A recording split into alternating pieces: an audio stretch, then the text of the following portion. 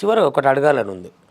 నువ్వు చెప్పినట్టు ఈ ఈ మహిళా దినోత్సవానికి ఒకటి, ఏమైనా మహనీయుల జయంతులకు ఒకటి, తర్వాత ఇంకొక సందర్భం రాగానే ఒకటి, వినాయకుడు రాగానే ఒకటి, అయ్యప్ప రాగానే ఒకటి, భక్తి అయినా మహనీయులైనా అభ్యుదయం అయినా ఓ పర్టికులర్ డేలోనే రాస్తున్నారు. యూట్యూబ్ మార్కెట్ కోసమా, వాళ్ళ మీద మహనీయుల మీద ఉన్న నిజమైన ప్రేమనా, లేకపోతే ఏదో ఇంకా ఇప్పుడు రాయాలి కాబట్టి రాసినాము మళ్ళీ యూట్యూబ్లో సంపాదించుకున్నాము అంటే కొంతమంది యూట్యూబ్ మార్కెట్ కోసం రాస్తున్నారు. నేను కూడా ఆ టైం వచ్చినప్పుడే యూట్యూబ్లో రిలీజ్ చేసిన. బట్ దానికంటే ముందే ఇప్పుడు జ్యోతిబాపులేది ఏముంది, ఆల్రెడీ అయిపోయింది. అవును. కానీ నేను జ్యోతిబాపులే పాట రాస్తున్నా. మహిళా దినోత్సవానికి సంబంధించి 8వ తారీఖు నాడు మహిళా దినోత్సవానికి సంబంధించిన ఓ పాట రాస్తున్నా. కానీ నాకు ఎప్పటి నుంచో కాలం నీతో నడవదు లాంటి ఇన్స్పిరేషనల్ మహిళా పాట ఒకటి రాయాలని ఉంది. ఎప్పటి నుంచో ఉంది కాబట్టి దాన్ని ఇప్పుడు స్టార్ట్ చేసిన నేను. నాకు సడన్గా రాత్రి ఒక థాట్ వచ్చింది, నేను రాస్తున్నా. ఇప్పుడు బాబాసాహెబ్ అంబేద్కర్ ఇది బొమ్మ కాదురా అనే పాట నేను ఆ రోజుకి రాసిన పాట కాదు అది. ఓకే. నేను ఎప్పుడో లలిత స్టూడియోలో కూర్చొని ఒక పర్టికులర్ టైంలో నేను అంతకంటే ముందు స్టాచ్యూ మీద ఒక పాట రాయాలి. ఓకే. బాబాసాహెబ్ అంబేద్కర్ అనే ఒక స్టాచ్యూ మీద ఇది బొమ్మ కాదు, ఇది దేశానికి ఒక దిశానిర్దేశాన్ని ఇచ్చినటువంటి వ్యక్తి ఈయన చాలా గొప్ప వ్యక్తి. భావితరాలకు ఈయన చరిత్ర తెలియాలి, ఈయన త్యాగం తెలియాలి, ఈయన గొప్పతనం తెలియాలని నేను అప్పుడు ఫిక్స్ అయినా. ఆ ప్రాసెస్లో భాగంగా ఒకనొక టైంకి దాన్ని ఆ టైంకి రిలీజ్ చేస్తే బాగుంటుందని యూట్యూబ్లో రిలీజ్ చేసిన తప్ప యూట్యూబ్ మార్కెట్ కోసం మాత్రం నేను బాబాసాహెబ్ అంబేద్కర్ పాటలు కావచ్చు, మహనీయుల పాటలు కావచ్చు, ఒకటేమో నువ్వు అన్నట్టు గణపతి పాట ఒకటి చేసిన, మళ్ళీ ఇప్పటివరకు రాయలేదు. శివరాత్రి పాట ఒకటి చేసిన, మళ్ళీ రాయలేదు. నేను అనేది ఏంటంటే ఇప్పుడు శివరాత్రి పాట చేసినా, గణపతి పాట చేసినా, ఏ పాట చేసినా కనీసం అంటే నువ్వు యూట్యూబ్లో మార్కెట్ కోసం ఆ పర్టికులర్ సీజన్లోనే చెయ్యి, కానీ ఆ విషయం పట్ల నీకున్న అంకిత భావం కూడా కొంతమందికి ఉండదు. ఇప్పుడు జ్యోతిబా పూలే కోసం నువ్వు ఎంతో కొంత తెలుసుకొని ఆయన అంటే ఏంది, ఆయన ఏ జాతర వైపు ఉన్నాడో ఆ జాతరకు ఏం ఉపయోగం జరిగిందనే విషయాన్ని చెప్పగలుగుతాం. ఇక పదాలు 56 అక్షరాలు అందరికీ ఒకటే కదా అని రాసుకుంటూ పోయేటోళ్ళు కొంతమంది ఉంటారు. ఇప్పుడు యూట్యూబ్ మార్కెట్ అంటే ఏంది, మనం చేసిన పాట వృధాగా ఆడియో చేసి వదిలేస్తే ఎవడు వింటాడు? అవును. ఇప్పుడున్న స్మార్ట్ ఫోన్లు, ఇప్పుడు వచ్చిన 5G వ్యవస్థ కాబట్టి ఆటోమేటిక్గా ప్రతి ఒక్కరి చేతిలో స్మార్ట్ ఫోన్ ఉంది.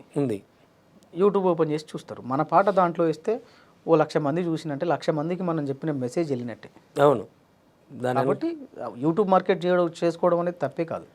తప్పంటలేము, కానీ అదే ప్రభావితం చూపిస్తుంది వ్యవస్థ మీద. నువ్వేం చూపిస్తావనే అంశం కూడా చాలా ఇంపార్టెంటే కదా. అవును, అంతే కదా. ఓ పనికిమాలిన విషయాన్ని చెప్తే ఇవాళ అన్నీ మీరు చూడండి, భార్యాభర్తలు ఇన్స్టాగ్రామ్లో సెలబ్రిటీస్ అయిపోయారు. అంటే ఇంట్లో చేసుకునే సరదా పనులు నిన్ననే డిస్కషన్ చేసినాం షార్ట్ ఫిల్మ్ కోసం. టైటిల్ రివీల్ చేద్దాము, ఇన్స్టాగ్రామ్ సంసారం. సో ఈ పర్టికులర్ ఆఫ్ థియరీ ఇప్పుడు మొన్న ఒక ఆంటీ కోసం మాట్లాడారు, వంటల కోసం మాట్లాడేది, అది యూట్యూబ్ ఛానలే చేసింది.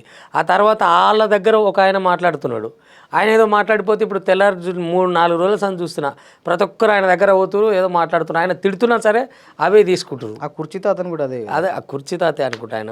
కుర్చీ మడత పెట్టి ఈడ మాట్లాడాయన ప్రేమ్ కుమార్ సినిమా డైరెక్టర్. అంతకుముందు నాకు ఒకసారి కలిసిండు, మామూలుగా వర్షం పడుతుందో ఫ్రూట్ షాప్లో కలిసిండు. నాది ఇంటర్వ్యూ బ్రదర్ ఇట్లా చూపించిండు, అన్న సరే అన్న ఇట్లా నన్ను టీవీ5లో చేస్తున్నాను ఎవరో చెప్తే అంతే కలిసిన. కానీ ఆయన అక్కడ ఒక మాట మాట్లాడితే ఇంత సెలబ్రిటీ అవుతాడని తెలియదు. ఇవాళ రేపట్లో ఒక మంచి మాట కంటే ఒక చెడు మాట ఈ ఈ సోషల్ మీడియాలో వదిలితే తెల్లారే పాపులర్ అయ్యి కూర్చుంటుంది. అంతే మరి. రాత్రి సెలబ్రిటీలు ఓవర్ నైట్ సెలబ్రిటీలు అయిపోవటం. జనానికి ఏం పని ఉంది? ఇన్స్టాగ్రామ్ చూడాలి, ఫేస్బుక్ చూడాలి, వాట్సాప్ స్టేటస్లు చూడాలి, యూట్యూబ్ చూడాలి, యూట్యూబ్ షార్ట్స్ చూడాలి. ఇదే పని తప్ప ఇంకో పని లేదు. ఈ ఎప్పటి నుంచో కమ్యూనిస్టులు ఈ మార్కెట్ వినిమయం అయిపోతుంది, గ్లోబలైజేషను.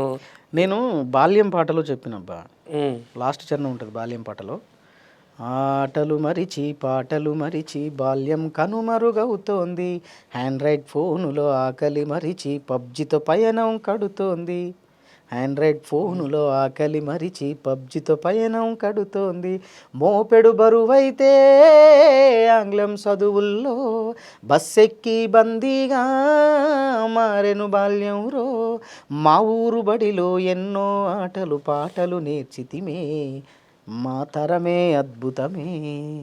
నిజంగా 5 రూపాయల రబ్బర్ షెడ్తో తాటిమాటతో క్రికెట్ ఆడుకున్న వాళ్ళు ఇప్పుడు ఆ ఎల్ల నువ్వు కావచ్చు, నేను కావచ్చు, మనకంటే ముందు తరం కావచ్చు, నాకు తెలిసి మన తరంతో ఆటలన్నీ క్లోజ్ అయిపోయినాయి. అంతే 86 బ్యాచ్ మన తర్వాత ఎవడు ఆడలేదు ఆ ఆటలు. అవును. పొద్దున్నానుగా ఆ ఆటలలో మునిగి తేలి ఆ దుబ్బల ఆడి ఆడి ఆడి ఆడి ఆడి ఎర్రి ఎండగప్పయ్యేది. అంతే చెట్లకి కోతి కొమ్మచ్చి గిల్లి శిరగోన ఇట్లా చెప్తే మట్టితోటే ఎక్కువ అనుబంధం ఉంది. నువ్వు ఇవాళ ఏ పోరగాన్ని మందలి వానికి ఫోన్ లేకపోయినా వాళ్ళ అయ్యే ఫోన్ తీసుకొని పబ్జీ చూస్తాడు, పబ్జీ ఆడతాడు.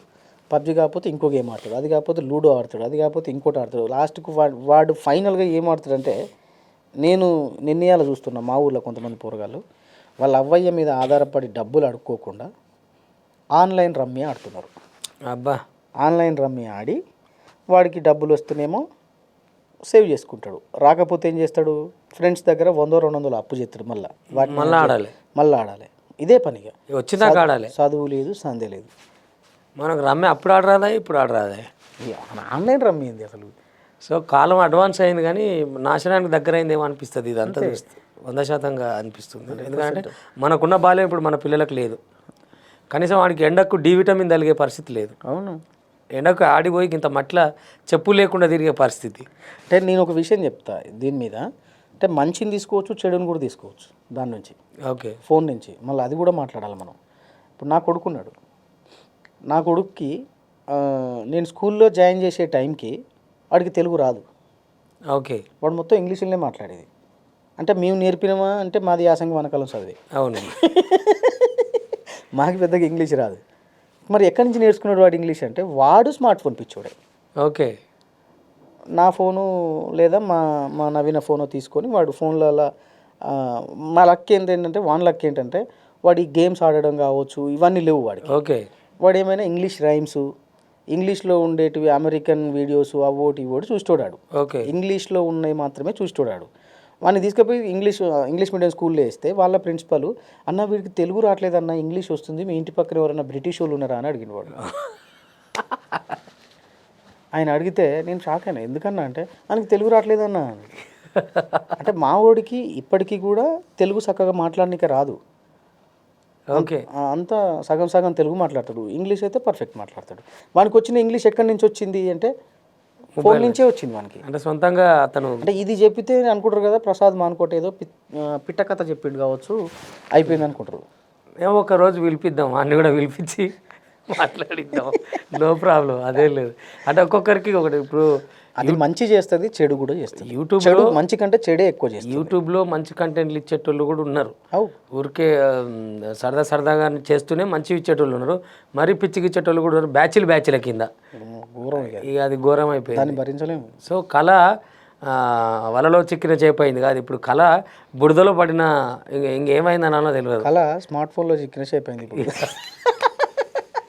అట్లుంది. అటువంటి దాని నుంచి మనలాంటి వాళ్ళు ఉన్నంత వరకన్నా ఈ సొసైటీ ఇంకా మంచి పాటలతో ఎక్కడొక్కడ మంచిని వెతికితే మంచి కనపడేలాగా ఉండాలని మనస్ఫూర్తిగా కోరుకుంటున్నాను. నిజంగా మానుకోటబాయ్. అండ్ నీ విలువైన సమయాన్ని కూడా మా విహారికి ఇచ్చి ఇంతసేపు మా స్టూడియోలో విహరించినందుకు నీ పాటలతో ముఖ్యంగా మనస్ఫూర్తిగా ప్రత్యేక ధన్యవాదాలు తెలియజేసుకుంటూ, మళ్ళీ మరిన్ని పాటలు మానుకోట పాటలై ఈ తెలంగాణ నేల మీద, తెలుగు నేల మీద నువ్వున్న రోజులు కాకపోయినా నీ పాట నీకంటే ఎక్కువ రోజులు ప్రయాణించాలని కోరుకుంటున్నా. Thank you. నన్ను పిలిచి నా మనసులో మాటలు, నా గొంతులో పాటలు పాడించినందుకు విహారీ యూట్యూబ్ ఛానల్ యాజమాన్యానికి నీకు మనస్ఫూర్తిగా దండాలు తెలియజేసుకుంటున్నా. Thank you so much. చివరిగా చెప్పాల్సింది, మా యాజమాన్యం కూడా మీ పాటలు బాగా చూస్తారంట. వాళ్ళు కూడా చెప్పారు, మానుకోట ప్రసాద్ పాటలు మేము చూస్తాం అబ్బా, చాలా ఇష్టం తన పర్సన్ అని. అది లాస్ట్లో రివీల్ చేసిన నీకు. అంటే నువ్వు తెలుగు నేల మీద అన్నావు, నా పాట ఇంగ్లీష్ నేల మీద కూడా పోతుంది కాబట్టి ఆయన అక్కడ లాస్ ఏంజల్స్లో ఉంటారు, అక్కడి నుంచి చూసి అది ఇంగ్లీష్ నేల మీద కూడా నడయాడుతుంది కాబట్టి ఆయన నీకు కాల్ చేసి చెప్పడం, నువ్వు నన్ను రమ్మనడం మంచి interview. Thank you so much. ఓకేనా, థ్యాంక్ యూ.